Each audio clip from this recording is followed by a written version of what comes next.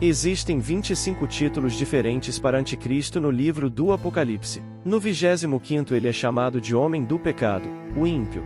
Você pode simplesmente passar por todos esses títulos que são destinados a nos dar um pequeno vislumbre de seu caráter, sua personalidade.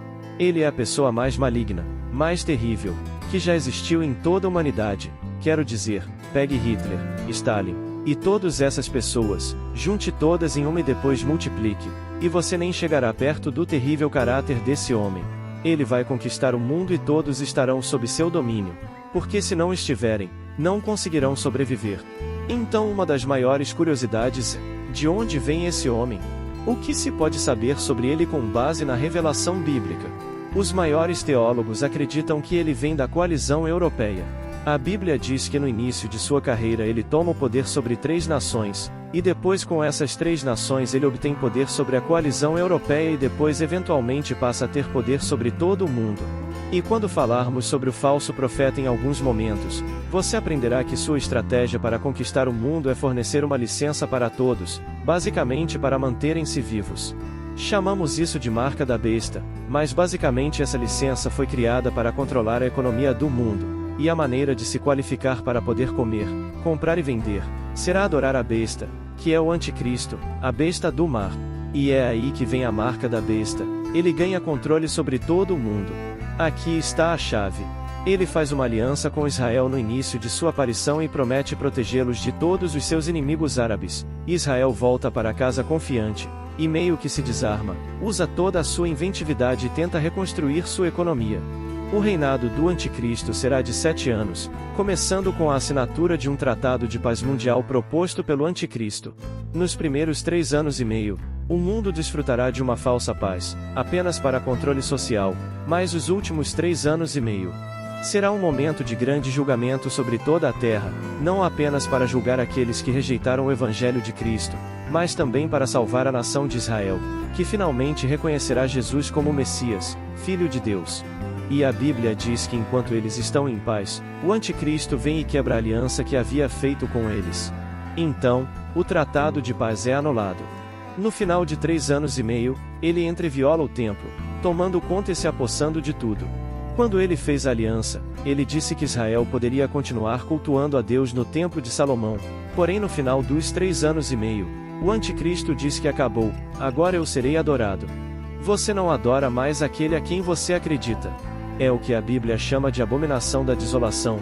O Anticristo realmente entra no templo judeu. É difícil compreender como isso acontece em um lugar considerado tão santo para Israel. Ele entra no Santo dos Santos, remove todos os móveis e coloca uma estátua no Santo dos Santos, que é um ídolo a ele mesmo, e exige que toda a terra se curve e o adore. E qual grau de perseguição o Anticristo impõe? Sabe, é interessante essa pergunta muito perspicaz, porque não é apenas perseguição aberta. Pense um pouco sobre isso. Se você não pode comprar, não pode vender, em pouco tempo você não terá o que comer. E eu acredito que muitas pessoas durante a tribulação vão morrer de fome porque não haverá nenhuma maneira delas participarem da economia e comércio do mundo e não conseguirão obter alimentos e nem poder econômico para isso. Pouco a pouco eles morrerão. Ele personifica o mais cruel dos líderes empoderados por Satanás. Satanás, o próprio que assumiu o controle do mundo. Da mesma forma que Deus tem uma trindade, Satanás também tem uma trindade. Uma trindade ímpia. Satanás responde a Deus Pai, o Anticristo responde a Deus Filho e o falso profeta responde a Deus Espírito Santo. Então você tem uma trindade ímpia empoderada por Satanás e seu objetivo é fazer o mal em sua maior extensão. Vamos expandir um pouco sobre esse falso profeta. É alguém com formação teológica, visto como uma figura religiosa? Quero dizer, existem todo tipo de teorias, mas seu único propósito não é religioso. O líder religioso, o falso profeta realmente se torna um imperador econômico sob o domínio do Anticristo e ele administra. É o líder religioso e econômico e é quem impõe a marca da besta. É quem faz com que todos se curvem perante o Anticristo. Ele é o líder de adoração. Realmente os faz adorar o Anticristo e se não adorarem, não recebem a marca. Se têm a marca, já se renderam à adoração da besta. Algo precisa acontecer aqui, certo? O que acontece? Bem, a primeira coisa que acontece é que o Anticristo agora está no controle e finalmente pode fazer o que quer. Na primeira metade dos 7 anos do reinado do Anticristo haverá muita paz e uma vida tranquila, porém a partir dos 3 anos e meio finais começará a grande tribulação. Neste momento haverá guerra em todo o mundo, fome, pragas, doenças, o mundo estará em completo caos. No final da segunda metade desses 7 anos, o Anticristo reunirá um exército de 200 milhões de soldados e seguirá pelo rio Eufrates em direção a Israel, determinado a exterminar com aquela nação.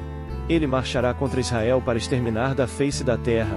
Virão exércitos de todos os cantos do mundo para se juntar ao Anticristo contra Israel. Outros exércitos estão vindo em direção a ele do norte e do sul. O exército do leste está cruzando o rio Eufrates e ele terá que parar por um momento e lidar com isso. De repente todos esses exércitos estão juntos e há um novo oponente do qual aparentemente não estavam cientes.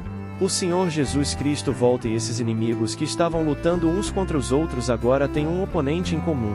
Então eles se unem para lutar contra Jesus Cristo na batalha do Armagedon.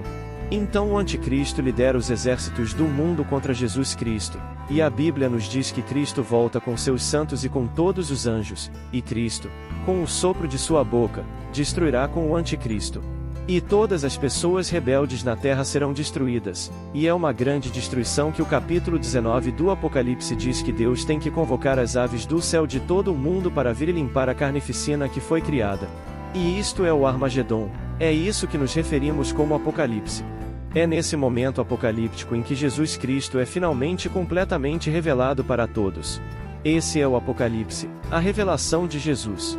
Tudo bem, então Jesus vem, destrói o Anticristo, tira as armas, derruba todos os aliados, todas as coalizões se desfazem. O que acontece depois? De acordo com a palavra de Deus, todos aqueles que se rebelaram contra o Senhor serão destruídos e as únicas pessoas que restarão na terra são aqueles que são seguidores de Cristo, que acreditam nele. A carnificina é limpa e Jesus Cristo vem e estabelece seu reino nesta terra. Esse reinado chamado de milênio, que é um termo fácil de lembrar, é formado por duas palavras, mil que significa 1000, e ênio que significa anos. O milênio são 1000 anos em que Jesus Cristo estabelece seu reino nesta terra e todos aqueles que o seguiam estarão lá. A Bíblia diz que aqueles de nós que foram arrebatados estarão com ele e o ajudarão a administrar o que acontece durante o milênio, e o rei Davi será seu vice-regente. E será um dos momentos mais gloriosos, porque tudo que estava no jardim do Éden e foi destruído pela queda, agora volta e é ainda melhor. Mas então há a revelação bíblica de Jesus Cristo, o juiz, e há vários julgamentos relatados na Bíblia, mas esse mencionado é o grande trono branco do julgamento. Assim como não há descrentes no tribunal de Cristo, não há crentes no grande trono branco. Todos os incrédulos de todos os tempos estarão diante do juiz de toda a terra e prestarão contas de si mesmos. E a Bíblia diz que os livros serão abertos e serão julgados pelo que está nos livros, e os livros não estão listados no livro do Apocalipse, mas se você ler as Escrituras com cuidado, começará a captar alguns deles. Há o livro da vida, o que fizeram com suas vidas, suas palavras, sua consciência, e este é o livro mais importante. O livro da vida aparece na Bíblia em Apocalipse capítulo 20, e se o nome deles não estiver escrito no livro da vida do Cordeiro, eles serão lançados no lago de fogo e sofrerão para todo o sempre. Esse é o futuro dos que não conhecem a Cristo. E quanto ao futuro de Satanás, esse horrível e terrível ser acusador. Deixe-me dizer sobre Satanás e seus amigos. No final da tribulação, na batalha do Armagedon, o falso profeta e a besta são lançados no Hades, é o que a Bíblia diz. E vou te contar o que a Escritura diz a partir disso. Depois de 1000 anos, Satanás ainda está lá, ele está amarrado, mas ainda não foi lançado no lago de fogo. No final do milênio, a Bíblia diz que ele se junta aos seus 2 companheiros no lago de fogo, que na verdade, estão no inferno por 1000 anos antes dele, e se tornam os primeiros habitantes do inferno. E a Bíblia diz que aqueles que rejeitaram Cristo e seguiram Satanás em seus caminhos, que aceitaram a marca da besta para escapar do julgamento, serão lançados no lago de fogo junto com Satanás, o falso profeta e a besta. E é uma coisa muito desconfortável de se dizer para as pessoas, mas gosto de lembrar a todos que se Deus não fizesse isso, ele não poderia ser Deus. Se Deus pudesse passivamente ficar parado, e assistir ao mal que estamos começando a ver até mesmo em nosso mundo hoje, e não fazer nada, ele se desqualificaria como o Deus da terra. Ele deve fazer o certo, e mesmo sabendo que ele faz o certo com amor, misericórdia e justiça. Ele também faz o certo com julgamento e no final seu julgamento será derramado. E então, o que acontece depois? A Bíblia diz que isso é monumental. A Bíblia diz que o reino de nosso Senhor será entregue ao Pai. Se você lê as histórias, verá que há mais na Bíblia sobre o milênio do que qualquer outro assunto na profecia. Se você ler todas as escrituras do Antigo e Novo Testamento sobre o milênio e a beleza dele, verá características do milênio que são gloriosas. As pessoas têm crianças com 100 anos de idade e não há morte, não há doença. O milênio é essa coisa que no fundo de nossa mente, aguardamos e será estendido pela eternidade e é chamado de céu. Deus tem um plano e está nos mostrando nas Escrituras. Parte disso é escuro, mas em cada lugar escuro sempre há um parêntese de sua graça e misericórdia. Deus nunca nos deixa sem testemunho. Mesmo durante a tribulação, Ele envia 144.000 pessoas e 2 mega-testemunhas para este mundo escuro, por causa de seu amor e sua compaixão pelas pessoas. Se você não chegar ao céu, não será porque Deus não o quer lá. Ele fez tudo para mostrar à humanidade o que fazer. Deu seu próprio Filho unigênito para pagar o preço dos nossos pecados. Então, quando você estiver diante do Senhor um dia e Ele perguntar por que deveria te deixar entrar em meu céu, espero que esteja preparado para responder que recebi seu Filho, o Senhor Jesus Cristo, como meu Salvador e meu substituto e Ele me prometeu o dom da vida eterna. E se você ainda não fez isso, onde quer que você esteja, faça agora enquanto assiste e ouve isso.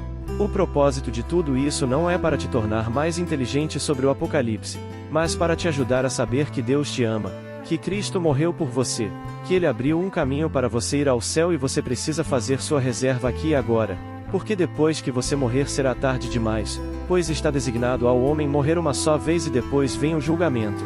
Fique alerta, pois o fim está se aproximando.